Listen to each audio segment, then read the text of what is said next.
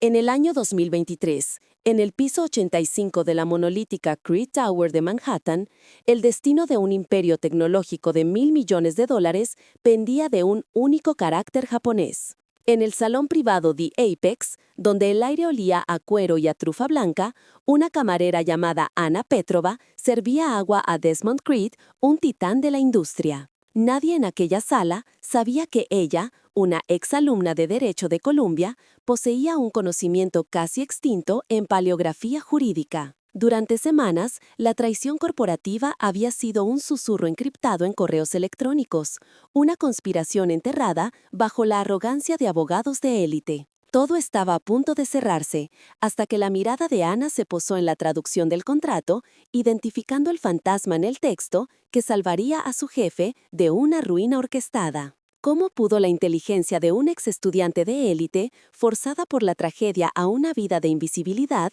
desarmar una trampa legal diseñada por mentes maestras y que un equipo de abogados de Harvard, con minutas de 9 cifras, ignoró por completo? Y lo que es más importante, ¿hasta qué punto se vuelve ciego el poder cuando la soberbia le impide reconocer que la verdad más crucial puede venir de la persona a la que considera menos importante en la sala? Esta es la crónica de una batalla silenciosa, librada no con fuerza, sino con el arma más afilada de todas, el conocimiento que el sistema se empeña en despreciar, el que reside en aquellos a los que eligen no ver. Esta es la historia real de cómo una verdad oculta en un texto antiguo puede cambiar el curso de un imperio moderno y exponer la fragilidad de la élite. Acompáñanos a desvelar el secreto que el poder intentó silenciar, a reconstruir los momentos de una confrontación que nunca debió ocurrir. Si crees en el valor del conocimiento por encima del estatus y en la justicia que a veces se abre paso desde los márgenes,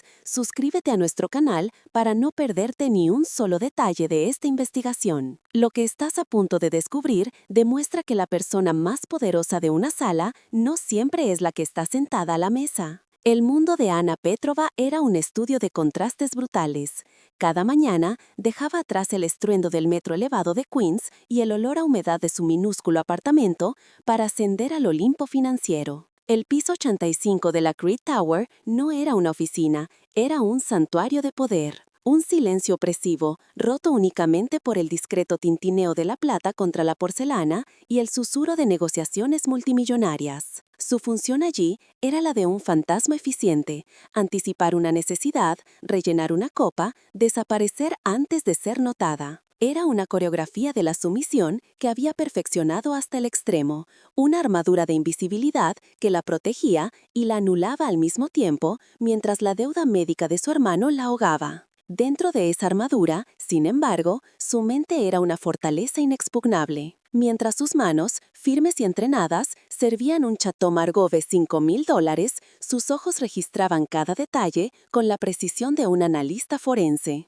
Observaba la tensión en la mandíbula de Desmond Creed, un hombre cuyo instinto animal lo había convertido en multimillonario y que ahora parecía un león enjaulado por sus propios asesores. Notaba la casi imperceptible rigidez en la delegación japonesa, una cortesía gélida que ocultaba un profundo malestar. Y sobre todo, sentía el peso de la arrogancia de David Sterling, el abogado principal, un hombre cuyo traje de Tom Ford parecía más sólido que sus argumentos legales, una confianza que rayaba en la ceguera deliberada. Para David Sterling y su equipo de jóvenes y pálidos abogados, Anna era menos que un ser humano, era una extensión funcional del mobiliario. Una figura anónima cuyo único propósito era garantizar que el flujo de café y agua mineral no se interrumpiera. La idea de que esa mujer, con sus zapatos negros y baratos, que delataban su verdadera condición social, pudiera albergar un pensamiento relevante para la negociación, era simplemente inconcebible. Pertenecía a un universo distinto, regido por reglas de supervivencia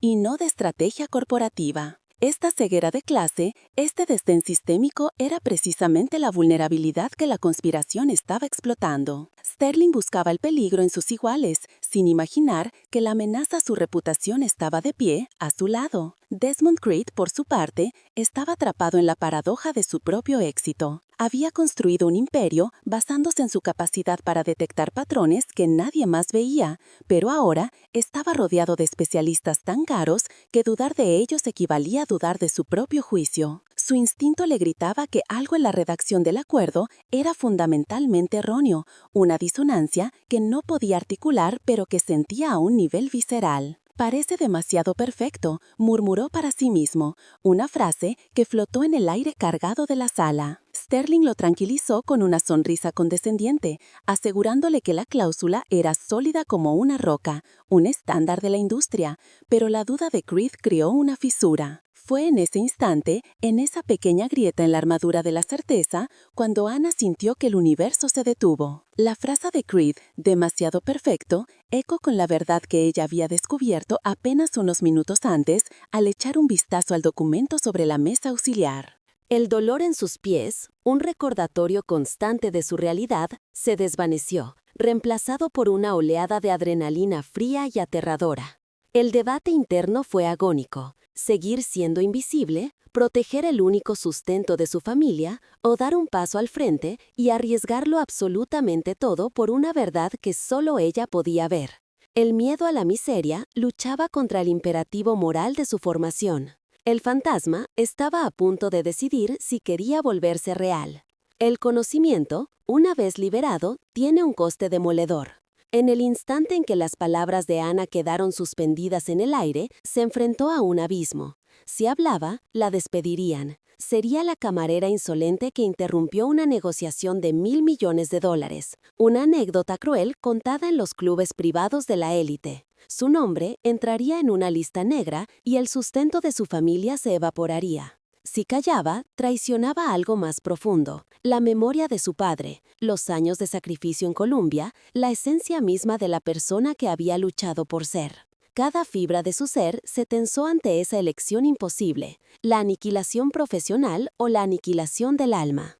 En ese silencio, el peso de su inteligencia se convirtió en una carga casi física, una verdad que podía salvar un imperio o destruir su pequeño mundo. Las reacciones en la sala se cristalizaron en una fracción de segundo, un mosaico de poder y pánico. David Sterling se giró hacia ella, no con ira, sino con un desdén tan puro y gélido que era casi una agresión física. Sus ojos no veían a una persona, sino un error en el sistema, una pieza del mobiliario que había cobrado voz. Desmond Creed, por otro lado, permaneció impasible, pero Anna, experta en leer el lenguaje no verbal del poder, notó un cambio casi imperceptible. Sus ojos, antes fijos en los documentos, se desviaron hacia ella por un instante, una microexpresión de curiosidad irritada.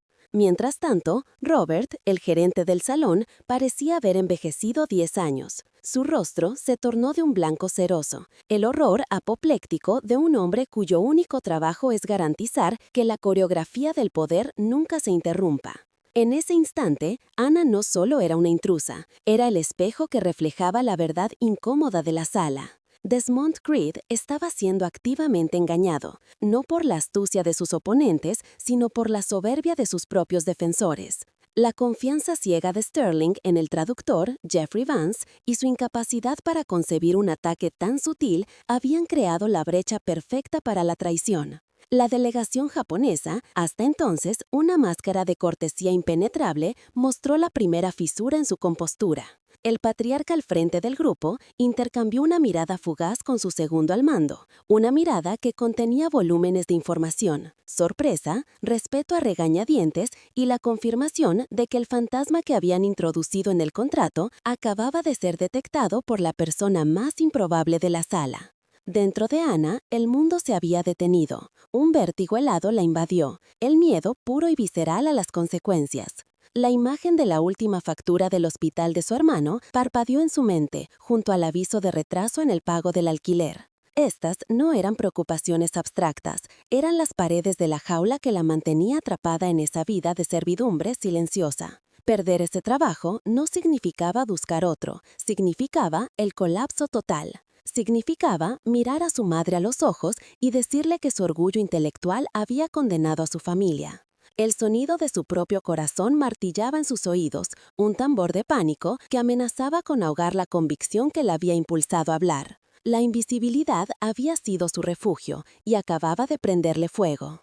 Pero en el abismo del pánico, una voz diferente emergió, un eco de la vida que le fue arrebatada. Era la voz de su profesor de paleografía jurídica en Colombia, el doctor Alistair Finch, un hombre que le enseñó que cada palabra en un contrato tiene una historia y un peso. El diablo no está en los detalles, Petrova, solía decir, el diablo es los detalles. Recordó las noches en la biblioteca, la emoción de descifrar un manuscrito del siglo XVI, la certeza de que el lenguaje era el código fuente de la civilización y la justicia. Recordó a su padre, el lingüista, que le había enseñado que la precisión no era un lujo académico, sino un imperativo moral. Esas memorias no eran solo un recuerdo, eran los cimientos de su identidad, una identidad que se negaba a ser borrada. Callarse ya no era una opción de supervivencia, se sentía como una traición activa. Sería como admitir que los muros de clase que la rodeaban eran infranqueables, que su conocimiento no tenía valor fuera de las aulas de una universidad de élite.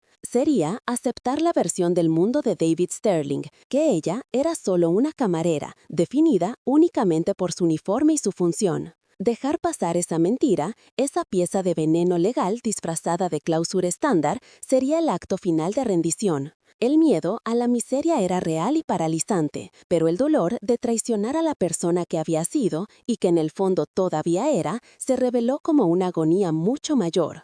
En esa lucha interna, la integridad intelectual libró una batalla desesperada contra el instinto de supervivencia. El miedo no la paralizó por completo. En su lugar, agudizó sus sentidos hasta un punto casi doloroso. Mientras el silencio se alargaba, su mente analítica, entrenada para encontrar patrones en el caos, se puso en marcha. Dejó de centrarse en el desdén de Sterling y se concentró en Desmond Creed. Observó la forma en que sus dedos tamborileaban sobre la mesa de caoba, un ritmo impaciente que delataba una profunda frustración. Vio la tensión en su mandíbula, la misma que había notado antes, ahora intensificada. Creed no estaba enfadado con ella, estaba enfadado con la situación, con la duda que su instinto le había estado gritando y que sus asesores de 9 cifras habían descartado con condescendencia. Ana se dio cuenta de que no había interrumpido a un dios, sino a un hombre que sospechaba que le estaban vendiendo una herramienta rota. Continuó sirviendo agua, un movimiento automático que enmascaraba la tormenta de su mente. La jarra de cristal se sentía increíblemente pesada en su mano temblorosa. Su acto de servicio se convirtió en una coartada, permitiéndole observar sin ser el centro de atención. Vio cómo Creed miraba a su equipo legal, y por primera vez no había confianza en su mirada, sino una reevaluación fría. Él, un hombre que había construido su fortuna identificando ineficiencias en el mercado, estaba presenciando una en su propia mesa. Pagaba millones por una certeza que no existía.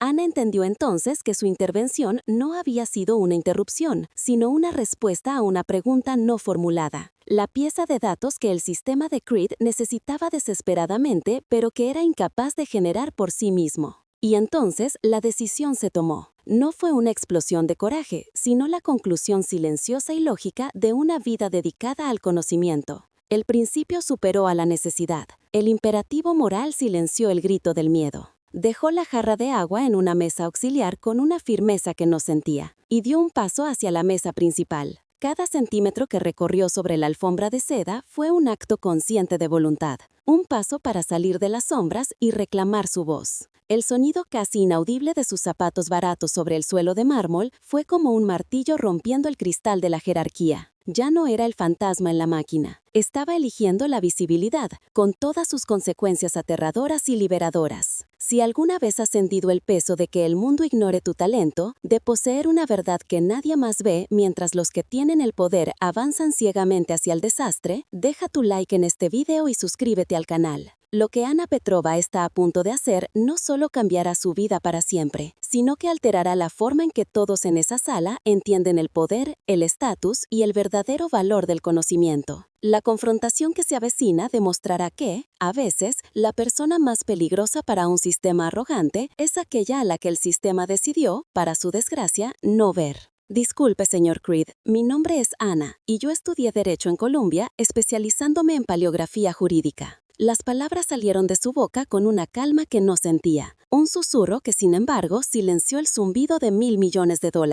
El sonido fue tan anómalo, tan disruptivo para el orden natural de aquella sala, que por un instante pareció que el tiempo se había congelado. David Sterling se giró, y una risa corta, incrédula y cargada de veneno escapó de sus labios. Era el sonido de un sistema que se ríe de una anomalía antes de aplastarla. Pero Desmond Creed no se rió. No la despidió. En su lugar, la observó con una intensidad analítica, la misma que usaba para desmantelar un balance o una línea de código. Vio más allá del uniforme, vio una variable inesperada en una ecuación que no cuadraba. La reacción de David Sterling fue un manual de desprecio de clase. No se dirigió a Anna, sino que miró por encima de ella directamente al gerente del salón. «Robert, por favor, controle a su personal. Estamos en medio de algo importante». La frase fue diseñada para aniquilarla, para reducirla de nuevo a su función, a un objeto que funcionaba mal. Era un recordatorio brutal de su lugar en la jerarquía. Una bofetada verbal para devolverla a la invisibilidad.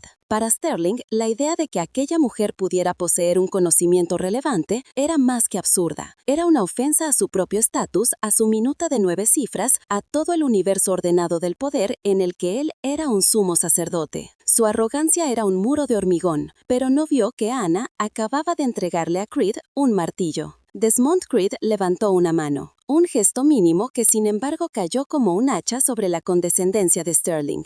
El abogado se cayó al instante, su rostro una máscara de confusión e ira contenida. Creed no apartó la vista de Anna. En sus ojos no había irritación, sino el brillo depredador de un estratega que acaba de recibir una nueva pieza de inteligencia crítica desde la fuente más inesperada. Su instinto, esa brújula interna que lo había hecho multimillonario y que había estado gritándole que algo iba mal, finalmente encontró una voz. En ese momento, Anna Petrova dejó de ser una camarera. Se convirtió en un dato, el más valioso de la sala. Y Desmond Creed era un hombre que nunca, jamás, ignoraba los datos sin importar de dónde vinieran. Con la atención de Creed fija en ella, Anna se irguió, la adrenalina ahogando el miedo. «Señor, el problema está del carácter P».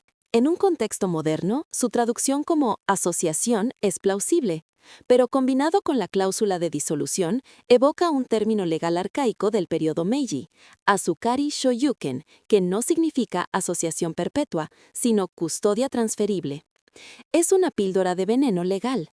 Permite una adquisición hostil encubierta en caso de cualquier incumplimiento, por mínimo que sea. Su explicación fue precisa, clínica, desprovista de emoción.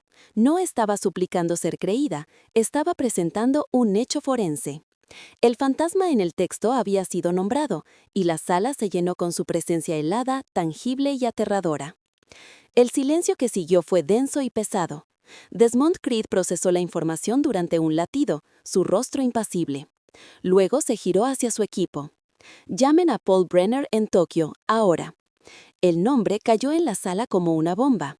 Brenner no era un simple traductor, era una leyenda, el principal experto mundial en derecho corporativo del periodo Meiji, un hombre cuya opinión costaba $100,000 la hora y que solo respondía a las llamadas de un puñado de personas en el planeta. Era la opción nuclear. Al dar esa orden, Creed no solo estaba validando la hipótesis de Anna, estaba apostando una parte de su reputación en la palabra de una camarera contra la de su equipo legal de élite. La tensión en la sala se volvió casi insoportable, un cable de alta tensión a punto de romperse. El gerente del salón, Robert, parecía haber sufrido un colapso silencioso. Su rostro, normalmente rosado y jovial, había adquirido un tono grisáceo y una fina capa de sudor brillaba en su frente. Su universo, regido por las reglas inmutables del servicio y la discreción, se había hecho añicos.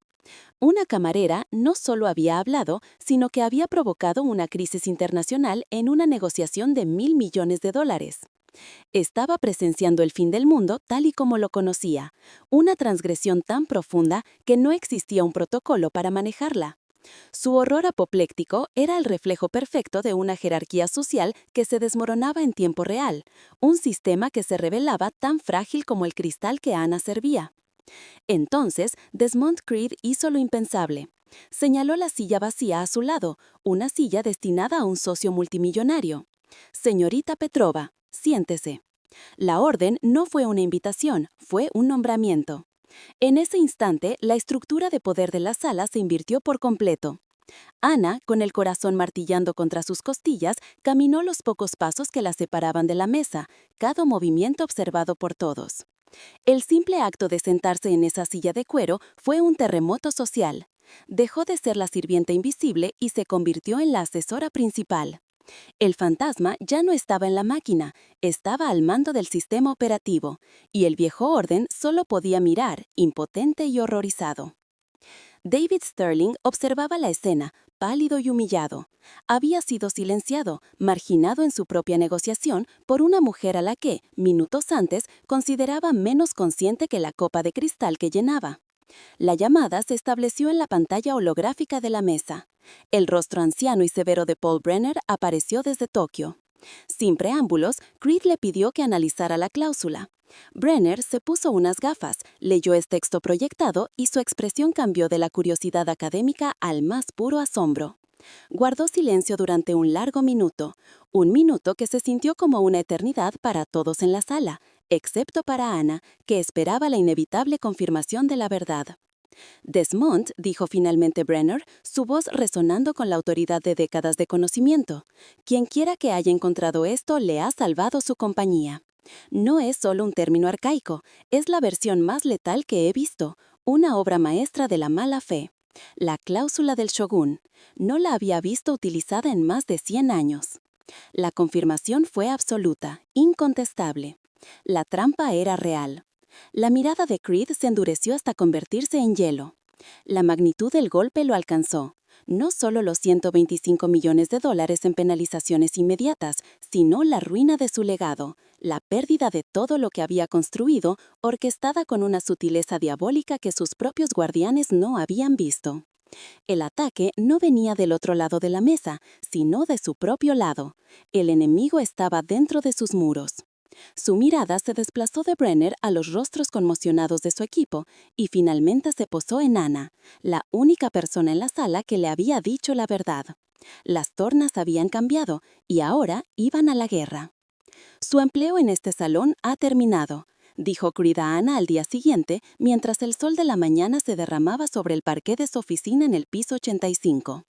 El corazón de Ana se hundió por un instante hasta que él continuó. Empieza a trabajar para mí, ahora mismo. Su despacho está en el piso 80. Le enviarán un contrato esta tarde. La transición fue tan rápida, tan surreal, que Ana apenas pudo procesarla.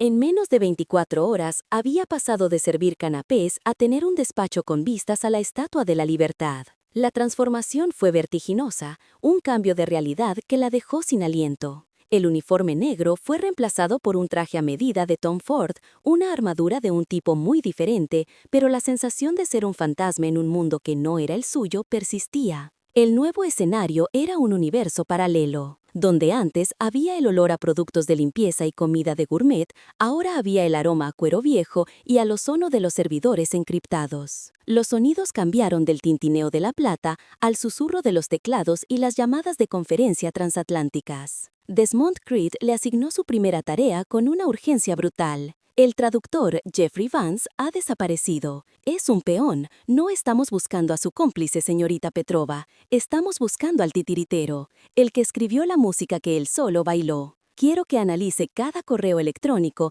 cada memorando, cada comunicación que Vance haya tenido en los últimos 6 meses. Encuentre al fantasma en la máquina. Ana se sumergió en el trabajo con la misma intensidad que había dedicado a sus estudios en Columbia, pero ignoró los balances, los registros de transacciones y los datos financieros que el equipo de seguridad de Creed estaba analizando febrilmente. Esos eran los síntomas, no la enfermedad. Ella buscaba algo mucho más sutil, el lenguaje. Aplicó los principios de la estilometría, el análisis forense de la escritura, a los correos electrónicos encriptados de Vance. Durante 2 días apenas durmió, alimentándose de café y de la adrenalina de la caza, y entonces lo encontró. No era una palabra o una frase, sino una ausencia, una anomalía gramatical tan consistente que no podía ser una coincidencia. En cada correo electrónico supuestamente escrito por Jeffrey Vance había una ausencia total de contracciones. Ni un solo don't, can't o it's. Era un estilo de escritura formal, casi robótico, completamente inconsistente con los mensajes de texto y las comunicaciones personales de Vance, que estaban llenos de jerga y abreviaturas. Era la huella digital de otro autor, alguien mayor, más formal, que estaba dictando o escribiendo los mensajes que Vance simplemente reenviaba. Vance no era un traidor, era un mensajero, un títere asustado que seguía un guión. Anna comprendió que el fantasma no solo estaba en el contrato, había estado operando dentro de la propia red de Creed durante meses. Presentó sus hallazgos a Creed en una tableta encriptada, destacando los patrones lingüísticos. Vance no es nuestro hombre, dijo con certeza. Es un conducto. Alguien le estaba alimentando cada palabra. La sintaxis es rígida, la elección de palabras es deliberadamente formal. Es el estilo de alguien de una generación anterior, alguien que aprendió a escribir en una máquina de escribir, no en un teléfono. Creed miró el análisis, su rostro una máscara de concentración. Sus ojos se entrecerraron mientras reconocía algo en el patrón, un eco de una voz que conocía demasiado bien. Levantó la vista hacia Anna y había una nueva capa de respeto en su mirada. Señorita Petrova, dijo en voz baja, acaba de encontrar al fantasma en la máquina. La pista lingüística fue la clave que abrió la bóveda de la traición. Creed conectó la ausencia de contracciones y la sintaxis formal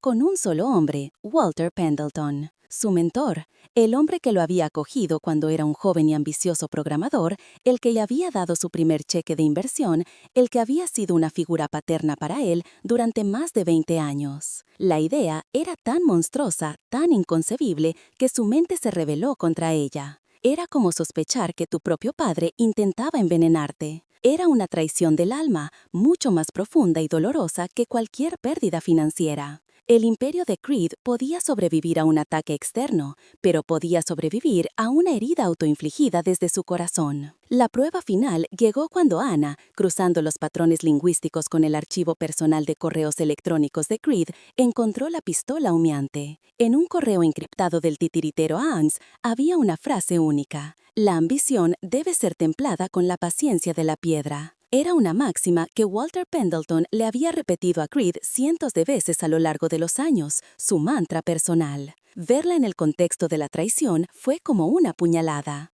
El golpe emocional fue devastador. El tiburón había sido salvado de un ataque enemigo solo para descubrir que el veneno había sido inyectado desde dentro de sus propias filas por la mano que más confiaba. El dolor de Creed era palpable, un silencio gélido que llenaba la oficina. Anna observó en silencio, dándole a Creed el espacio para procesar la enormidad de la traición. Luego, con la misma claridad forense, le explicó el plan completo tal y como ella lo veía. No se trataba solo de dinero, señor Creed. La cláusula estaba diseñada para fallar públicamente. La humillación de la derrota, la pérdida de confianza de los inversores, la caída de las acciones, todo habría llevado a una moción de censura del Consejo de Administración. Pendleton se habría presentado como el salvador, el veterano experimentado que tomaría las riendas para estabilizar la nave. No quería una parte de su compañía, la quería toda. En medio de la mayor crisis de su vida, Anna Petrova había pasado de ser un fantasma a ser su principal consejera de guerra. La conmoción en el rostro de Creed se transformó lentamente en una resolución fría y mortal. El dolor de la traición personal fue canalizado hacia una furia helada y estratégica. Se puso de pie y caminó hacia la ventana panorámica, mirando la ciudad que había conquistado. El reflejo en el cristal mostraba a un hombre herido, pero no roto. Se giró hacia Anna y sus ojos eran los de un depredador que ha localizado a su presa. «Ya no vamos a salvar el acuerdo», dijo, su voz tranquila pero cargada de una amenaza letal. «Vamos a tender una trampa, una muy pública, y usted, señorita Petrova, será el cebo». La guerra ya no era defensiva. Estaba a punto de lanzar un contraataque, y Anna estaba en el centro de la tormenta. Anna está a solo un párrafo de revelar a Walter Pendleton lo devastadora que fue su traición, no con acusaciones, sino con pruebas irrefutables. Antes de descubrir cómo usó la lingüística forense para desmantelar al mentor en una sala llena de los hombres más poderosos de Nueva York, suscríbete al canal y activa las notificaciones. La verdad sobre el fantasma en la máquina es la parte más electrizante de esta historia, y la confrontación final demostrará que el conocimiento, en las manos adecuadas, es el arma más poderosa de todas. Estás a punto de presenciar cómo una exalumna de Derecho, armada solo con su intelecto, se convierte en la reina en un tablero de ajedrez de multimillonarios. El escenario para la trampa final fue elegido con una precisión quirúrgica. Una sala de conferencias con vistas al Danubio en Budapest, un territorio neutral donde el viejo poder y la nueva tecnología colisionarían. Walter Pendleton, el mentor traidor, asistía por videoconferencia, su rostro proyectado en una pantalla de 3 metros, una efigie digital de confianza y autoridad. No sabía que cada palabra que pronunciaba estaba siendo analizada por un algoritmo de estrés vocal. En el centro de la sala, Anna Petrova, ahora con un traje de Savile Row que era una armadura tan formidable como su antiguo uniforme, no parecía una ex camarera, parecía una estratega. Con una calma gélida, comenzó a presentar la solución que Creed Corp había desarrollado para el problema de seguridad, un nuevo protocolo de encriptación cuántica que según ella haría su sistema impenetrable. Era una ficción brillante, diseñada para un único propósito, hacer que el topo entrara en pánico. Anna se adentró en un laberinto de jerga técnica, hablando de entrelazamiento cuántico, intercambio de claves BB84 y vulnerabilidades en el handshake de Diffie-Hellman. Era un monólogo tan convincente que incluso los ingenieros de Creed en la sala parecían impresionados, pero sus ojos nunca se apartaron de la pantalla. Observaba el rostro de Walter Pendleton. Al principio había una sonrisa condescendiente, la del maestro observando a un aprendiz, pero a medida que Anna describía cómo el nuevo sistema anularía cualquier intento de sabotaje de datos, la sonrisa se desvaneció. Fue reemplazada por una rigidez casi imperceptible en la mandíbula, un ligero ensanchamiento de las pupilas.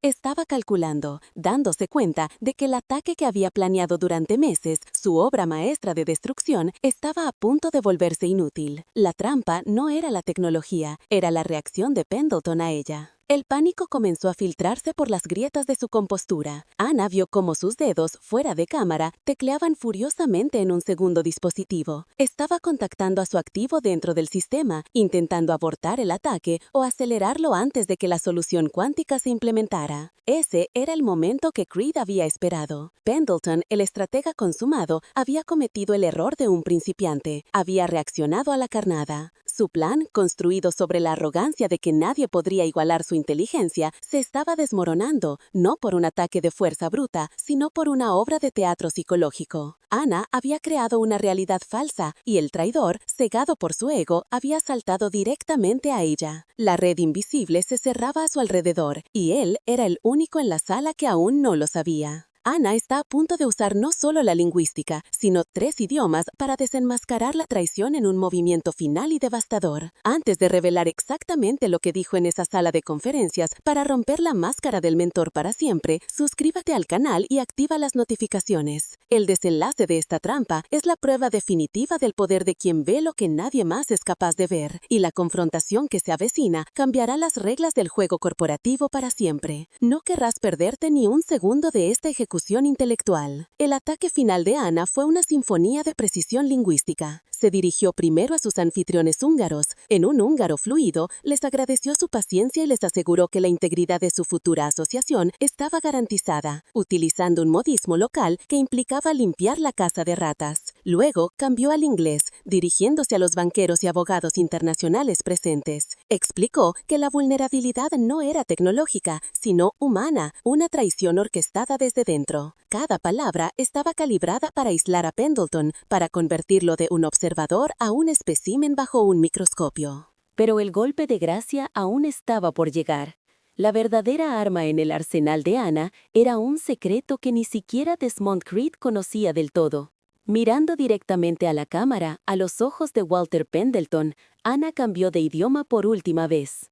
Habló en un ruso perfecto, nítido y con un acento que denotaba una educación formal y disciplinada. Gavariat starie privichki umirayut strudom tavarish polkovnik, dijo. Dicen que los viejos hábitos tardan en morir, camarada coronel. La palabra coronel cayó en la sala como una granada. El rostro de Pendleton se contrajo en una máscara de shock puro. El color desapareció de su piel. No era solo el idioma, era el contexto. Anna había desenterrado un fantasma de su pasado, una vida anterior en la inteligencia de la Guerra Fría, que él creía enterrada bajo décadas de éxito corporativo. Había expuesto no solo al traidor, sino al espía. En ese preciso instante, la pantalla principal junto a Pendleton se iluminó. Desmond Creed, que había permanecido en silencio, proyectó una imagen. Era una captura de pantalla de un mensaje encriptado, enviado desde la red de Pendleton apenas unos segundos antes. El mensaje contenía 2 palabras: Prervat missio, abortar misión, en ruso. La prueba era irrefutable, la conexión entre el pasado y el presente sellada. Creed había utilizado el análisis de Anna para colocar un rastreador en la red de Pendleton, esperando precisamente esa reacción de pánico. La trampa no solo había funcionado, sino que había conseguido una confesión digital. El fantasma en la máquina había sido cazado, identificado y expuesto por el fantasma al que todos habían ignorado. El efecto fue cataclísmico. La máscara de Walter Pendleton no se agrietó, se desintegró. El rostro del venerable mentor, del pilar de la industria, se transformó en el de un hombre atrapado, humillado y aniquilado. El shock dio paso a una furia impotente, luego a una resignación vacía, todo en el lapso de 10 segundos. Había sido superado en estrategia, en inteligencia y en audacia por una mujer a la que habría despedido sin pensarlo 2 veces unas semanas antes. La ironía era tan aplastante como la propia derrota. Su legado, construido sobre una reputación de previsión y control, se evaporó en directo, transmitido a través de un enlace de fibra óptica a una sala de conferencias a miles de kilómetros de distancia. Desmond Creed se puso de pie, su voz tranquila pero con el filo del acero. La conexión se ha cortado, Walter, para siempre. Mi equipo de seguridad te está esperando en tu oficina. Con un simple toque en su tableta, la imagen de Pendleton desapareció, reemplazada por el logotipo de Creed Corp.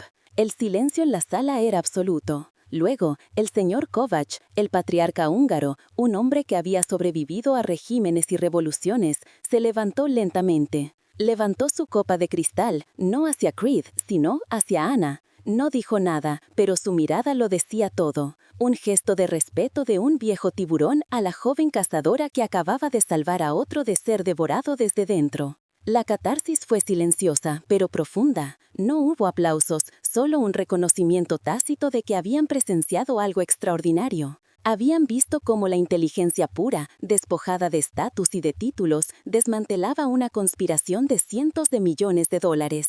Anna permaneció sentada, el pulso finalmente comenzando a ralentizarse. Había entrado en esa sala como una asesora, pero saldría como algo completamente diferente. Había demostrado que el conocimiento del lenguaje, de la historia y de la psique humana era un arma más potente que cualquier algoritmo o balance financiero. El sistema había sido hackeado, no a través de sus cortafuegos, sino a través de su arrogancia. El vuelo de regreso a Nueva York en el jet corporativo fue un estudio en transformación. El aire ya no estaba cargado de tensión, sino de un respeto silencioso y profundo. Anna miraba por la ventanilla las nubes que se extendían como un océano infinito, sintiendo la distancia, no solo geográfica sino vital, que había recorrido en unos pocos días. Ya no era la camarera de Queens, era la estratega que había ganado una guerra invisible. Desmond Creed se sentó frente a ella, sirviéndose un whisky. «Estala ciego», dijo en voz baja, no a ella, sino al aire. Rodeado de los mejores y no podía ver la traición más obvia.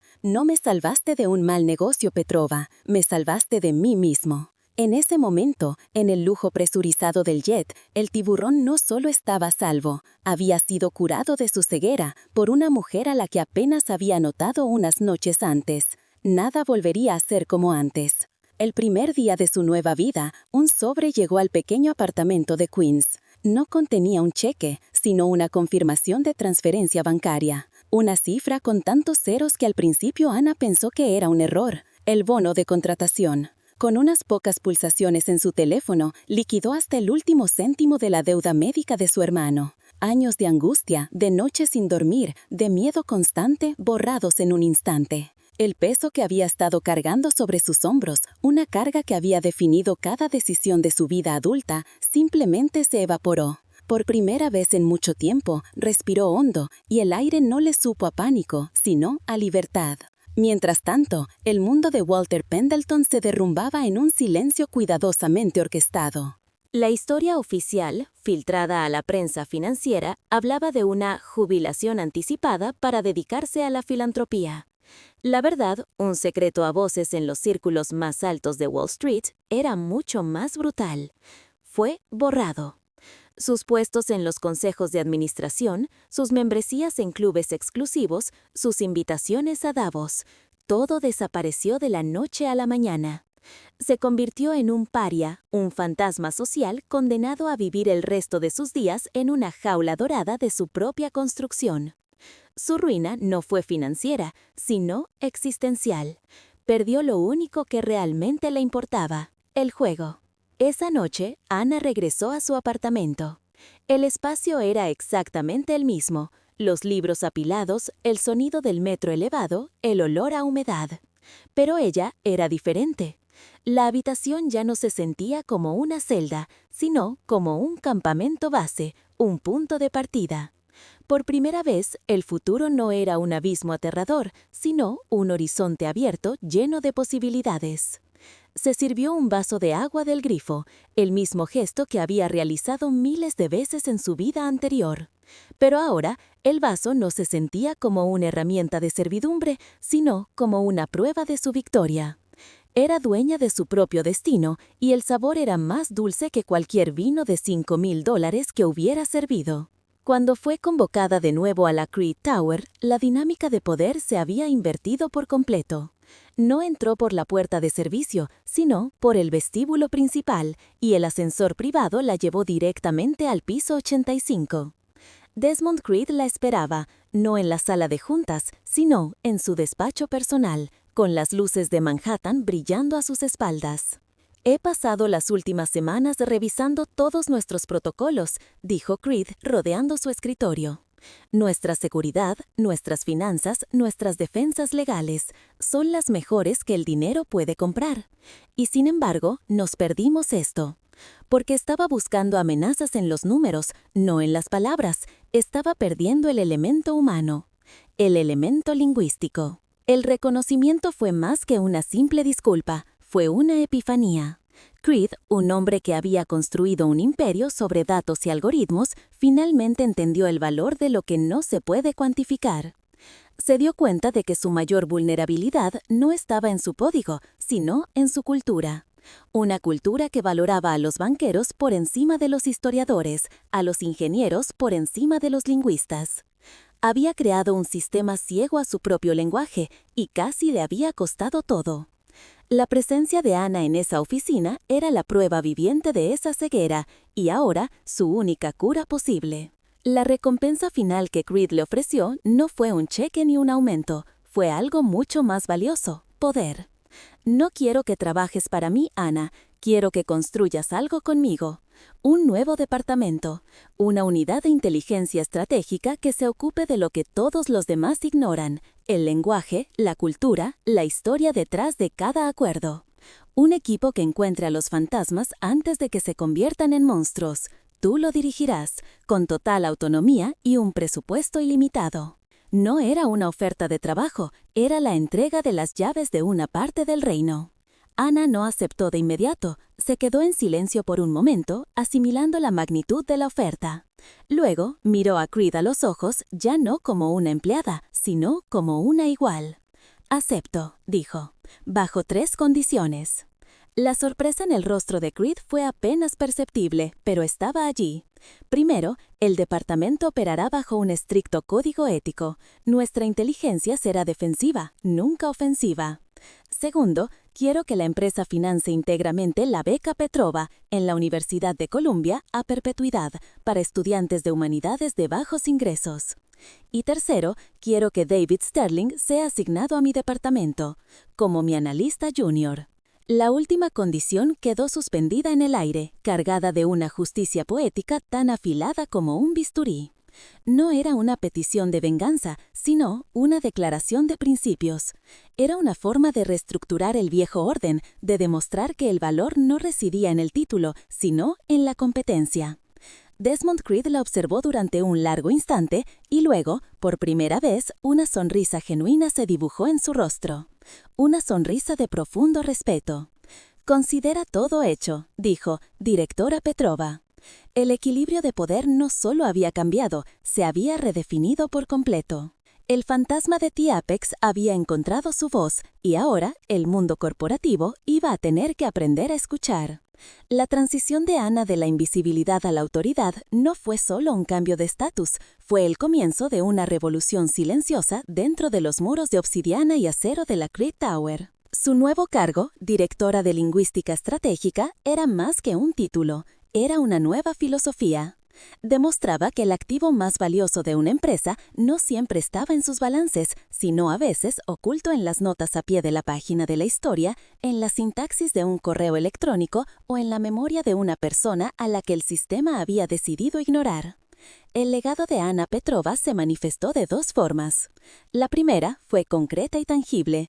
La beca Petrova en Columbia se convirtió en una de las más prestigiosas del país, un salvavidas para una generación de mentes brillantes que de otra forma se habrían visto silenciadas. Circunstancias económicas. Su departamento se convirtió en el arma secreta de Creed Corp, un equipo de historiadores, lingüistas y antropólogos que desarmaban crisis antes de que ocurrieran, viendo los patrones culturales y lingüísticos que los algoritmos no podían detectar. Se convirtieron en los guardianes de la verdad oculta, los traductores del subtexto humano en un mundo obsesionado con los datos. El segundo legado fue más sutil pero mucho más poderoso. Su historia se convirtió en una leyenda silenciosa en los pasillos del poder, un cuento con moraleja susurrado en los clubes privados y en las salas de juntas de Manhattan. Era la historia de la camarera de Creed, la mujer invisible que había salvado un imperio con un conocimiento que la élite consideraba obsoleto. Se convirtió en un recordatorio escalofriante para los arrogantes de que el verdadero poder no siempre se anuncia con ruido y furia, sino que a menudo reside en el silencio, en la observación y en la mente de aquellos a los que eligen no ver.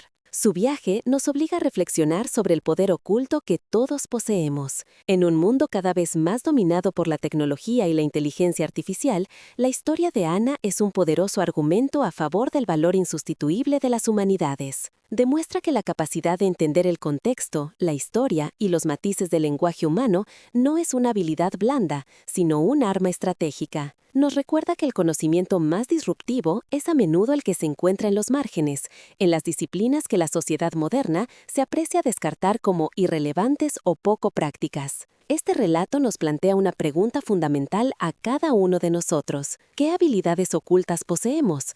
¿Qué conocimiento tranquilo, perfeccionado en silencio, podría cambiar el mundo que nos rodea si tuviéramos el coraje de darle voz? Quizás sea un profundo conocimiento de la historia, una habilidad para leer el lenguaje corporal o un talento para encontrar la verdad en una maraña de mentiras. La historia de Anna nos enseña que estas habilidades no son pasatiempos, sino superpoderes latentes esperando el momento adecuado para manifestarse y alterar el curso de los acontecimientos. Al final, Anna Petrova no solo tradujo un carácter japonés arcaico, tradujo su propio potencial en una nueva realidad. Demostró que la invisibilidad puede ser una forma de camuflaje y que desde las sombras se pueden ver las cosas con una claridad que ciega a los que están bajo los focos del poder. Su historia es la prueba definitiva de que la inteligencia y la integridad son formas de capital mucho más duraderas que el dinero o el estatus. Son la moneda del alma y su valor es incalculable en cualquier mercado. Porque el activo más valioso de cualquier organización, de cualquier sociedad,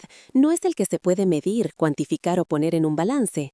Es el potencial humano no reconocido, la brillantez que se esconde a plena vista en las personas que sirven el café, limpian los suelos o contestan los teléfonos. El verdadero tesoro está enterrado en aquellos a los que el sistema, en su arrogancia, ha considerado invisibles. La lección universal de esta historia es tan simple como profunda. El valor de una persona nunca debe medirse por su cargo, sino por el contenido de su mente y el coraje de su corazón. Porque la persona más poderosa en la sala no es siempre la que tiene la voz más fuerte o el traje más caro, sino aquella que ve lo que los demás ignoran y tiene la valentía de hablar, transformando un susurro de verdad en un estruendo que puede derribar imperios. Si crees que ninguna persona debe ser juzgada o silenciada por su cargo o su origen, comparte este video con alguien que necesite un recordatorio de su propio potencial. Y suscríbete al canal para conocer más historias de personas invisibles que salvaron imperios con nada más que su inteligencia. Tu apoyo nos permite seguir contando las historias que importan,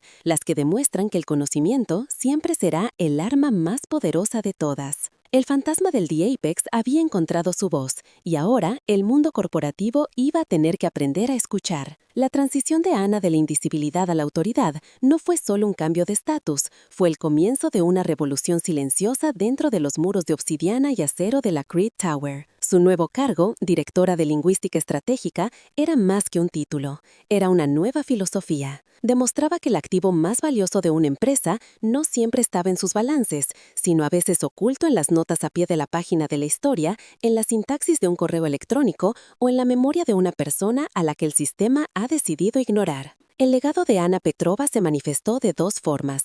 La primera fue concreta y tangible. La beca Petrova en Columbia se convirtió en una de las más prestigiosas del país, un salvavidas para una generación de mentes brillantes que de otra forma se habrían visto silenciadas por las circunstancias económicas. Su departamento se convirtió en el arma secreta de Creed Corp, un equipo de historiadores, lingüistas y antropólogos que desarmaban crisis antes de que ocurrieran, viendo los patrones culturales y lingüísticos que los algoritmos no podían detectar. Se convirtieron en los guardianes de la verdad oculta, los traductores del subtexto humano en un mundo obsesionado con los datos. El segundo legado fue más sutil pero mucho más poderoso. Su historia se convirtió en una leyenda silenciosa en los pasillos del poder, un cuento con moraleja susurrado en los clubes privados y en las salas de juntas de Manhattan. Era la historia de la camarera de Creed, la mujer invisible que había salvado un imperio, con un conocimiento que la élite consideraba obsoleto. Se convirtió en un recordatorio escalofriante para los arrogantes de que el verdadero poder no siempre se anuncia con ruido y furia, sino que a menudo reside en el silencio, en la observación y en la mente de aquellos a los que eligen no ver. Su viaje nos obliga a reflexionar sobre el poder oculto que todos poseemos. En un mundo cada vez más dominado por la tecnología y la inteligencia artificial, la historia de Anna es un poderoso argumento a favor del valor insustituible de las humanidades. Demuestra que la capacidad de entender el contexto, la historia y los matices del lenguaje humano no es una habilidad blanda, sino un arma estratégica. Nos recuerda que el conocimiento más disruptivo es a menudo el que se encuentra en los márgenes, en las disciplinas que la sociedad moderna se apresura a descartar como irrelevantes o poco prácticas. Este relato nos plantea una pregunta fundamental a cada uno de nosotros. ¿Qué habilidades ocultas poseemos? ¿Qué conocimiento tranquilo, perfeccionado en silencio podría cambiar el mundo que nos rodea si tuviéramos el coraje de darle voz? Quizás sea un profundo conocimiento de la historia, una habilidad para leer el lenguaje corporal o un talento para encontrar la verdad en una maraña de mentiras. La historia de Anna nos enseña que estas habilidades no son pasatiempos, sino superpoderes latentes, esperando el momento adecuado para manifestarse y alterar el curso de los acontecimientos. Al final, Anna Petrova no solo tradujo un carácter japonés arcaico, tradujo su propio potencial en una nueva realidad. Demostró que la invisibilidad puede ser una forma de camuflaje y que desde las sombras se pueden ver las cosas con una claridad que ciega a los que están bajo los focos del poder. Su historia es la prueba definitiva de que la inteligencia y la integridad son formas de capital mucho más duraderas que el dinero o el estatus. Son la moneda del alma y su valor es incalculable en cualquier mercado.